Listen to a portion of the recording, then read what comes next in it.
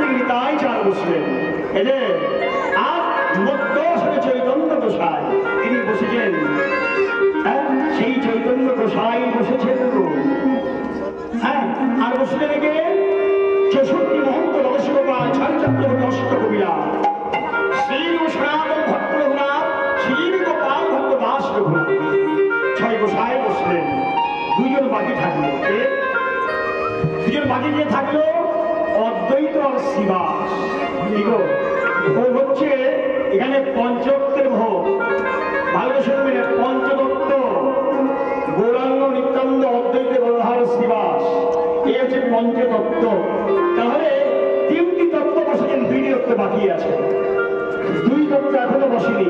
আর পঞ্চত্ব না বসলে, আর পঞ্চত্ব সেবা না করতে গেলে জানবেন পঞ্চতত্ত্ব, পঞ্চভূত, পঞ্চ আত্মা, পঞ্চমাত্মা, এই পঞ্চম এই 5টি করে বস্তু আমাদের দেহের মধ্যে রয়েছে। পঞ্চত্ব আমার দেহ রয়েছে। যাই হোক, বেশি আর বলবো না, কারণ আমিও তো ক্লান্ত হয়ে আছি। গতকালকে সদরঘাটে রাস করে একটাই রাসে নেমেছি, সকাল 6টায় গান শেষ হয়েছে। কারণ ভক্ত উঠছে না, কি করবো? এই যে সারাটি জায়গা প্রোগ্রাম চলছে 3 দিন থেকে, এখানে প্রোগ্রাম করে আবার মোথাবাড়ি থেকে আবার 7টা থেকে আসতে দিতে হয় আমার গ্রামে। তো যাই হোক, আমি সেখানে যাচ্ছি না। কি করছেন? মহাপ্রভু বসেছেন আসনে, আসনে বসলেন মহাপ্রভু, কিন্তু 2জন বাকি থাকলে 2 তত্ত্ব। কে? এক হচ্ছে ভক্ত তত্ত্ব, আর এক হচ্ছে গুরু তত্ত্ব। বসেনি ভক্ত এবং গুরু, ভক্ত এবং ভগবান। কারণ গুরুই তো ভগবান। কি গুরুকে আমরা কিভাবে দেখি? গুরুকে আমরা ভগবান করে দেখি, তাই তো? হ্যাঁ, তাহলে অদ্বৈত আচার হচ্ছে গুরু তত্ত্ব, আর শিবাস হচ্ছে ভক্ত তত্ত্ব।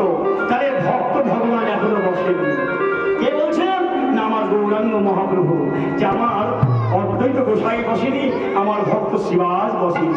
তারা দুজনে আলোচনা করছে, কারণ অদ্বৈতকে ভোগ হচ্ছে।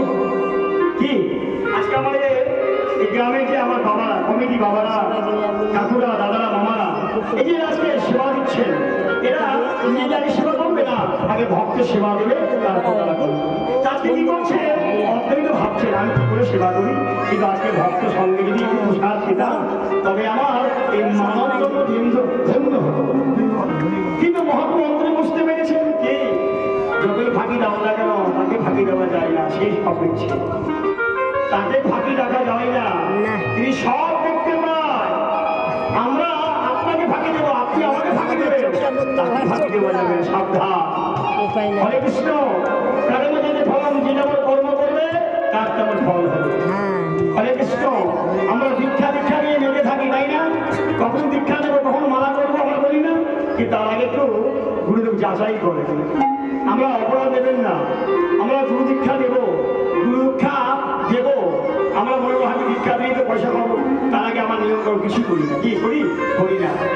কারণ দীক্ষা দিতে গেলে আগে তোমাকে জানতে হবে, আগে তোমাকে শিখতে হবে, আচরণ করতে হবে, তারপর মন্ত্র দেওয়া হবে। অত সহজে মন্ত্র দেওয়া যায় না।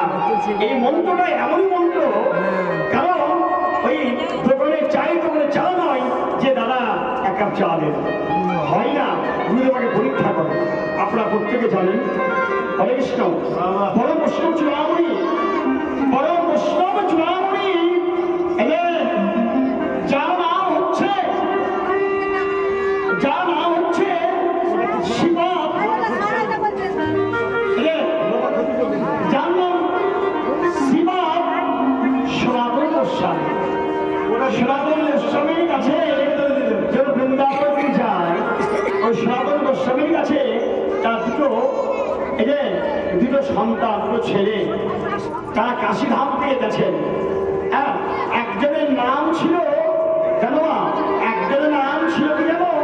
মনোহর, আর একজনের নাম ছিল মাধব। মনোহর মাধব দুজনে ঘর ছেড়ে চলে গেছেন। সনাতন গোস্বামীর কাছে দীক্ষা মন্ত্র নেবে বলে, গুরুদেব আমাকে দীক্ষা দিন। আপনি যেই ধরে ধনী হয়েছেন, যেই ধরে ধনী লাভমণি করেছেন, সেই ধনটা আমাকে দিন না। কি করলেন? হ্যাঁ, আশ্রমে থেকে যায়। থাকতে কি করলেন? যখন অনেকদিন হয়ে গেল, প্রায় 1 বছর হয়ে দীক্ষা দিচ্ছেন না, তখন চলে যাবেন। এমন সময়